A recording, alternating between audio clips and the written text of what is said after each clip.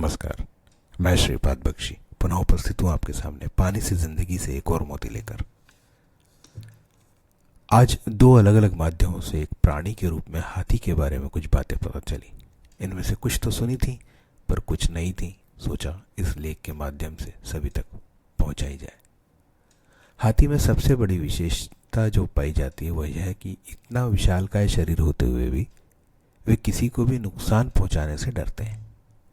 इनकी इस स्वभाव और गुण का भरपूर फायदा इंसान द्वारा उठाया जाता है।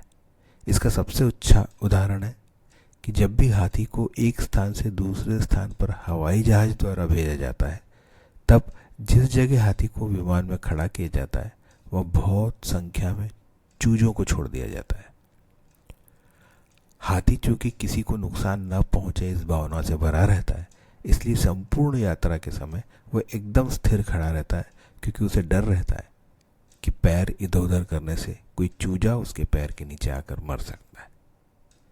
इस प्रकार संपूर्ण यात्रा में हाथी स्थिर रहता है और विमान को उड़ने में कोई बाधा नहीं आती। इनकी इस व्यवहार का वैज्ञानिक द्वारा अध्ययन करने पर यह पाया गया कि हाथी में स्पिंडल सेल्स होते हैं जो मनुष्य में भी पाए जाते हैं, जो स्वज्ञान, समानुभूति और जटिल सामाजिक समझ के लिए कारणीभूत होते हैं। यह भी देखा गया कि हाथियों में सच्चाई, समझ और बहुत स्वनियंत्रण होता है। किसी के खो जाने पर उसे रास्ता दिखाने जैसे गुण भी उनके द्वारा प्रदर्शित किए जाते हैं। जब ये नहाते हैं तब वे इस प्रकार का व्यवहार करते हैं जैसे वे अपने आप को शुद्ध कर रहे हों। ये लोग झुंड में रहते हैं, कभी अकेले नहीं चलते और झुंड में भी किसी एक का नियंत्रण रहता है। झुंड में रहते हुए भी जब इन्हें प्रजनन क्रिया करनी होती है तो वे झुंड से अलग जाकर यह क्रिया करते हैं और उसके बाद नहाकर पुनः झुंड के साथ जुड़ते हैं। एक और बात जो दिल को छू जाती है वह यह है कि हाथी को उसके अंतकाल पास आने का भास हो जाता है। तब वह झुंड से अपने आप को अलग कर लेता है और मृत्यु को प्राप्त होता है, ताकि उस झुंड के युवा हाथियों को बुरा न लगे। इस प्रकार विनम्रता, करुणा और गरिमा जैसे बहुत ही महत्वपूर्ण गुण इनमें रहते हैं जो आज मानव में भी दुर्लभ ही है। और अब एक सच्ची कहानी, सच्ची घटना जो आपको निश्चित ही हाथियों के प्रति प्रेम और सद्भावना से भर देगी। श्री लॉरेंस एंथनी को एक एलिफेंट विस्परर के रूप में जाना जाता है, जिन्होंने साउथ अफ्रीका में बहुत काम किया।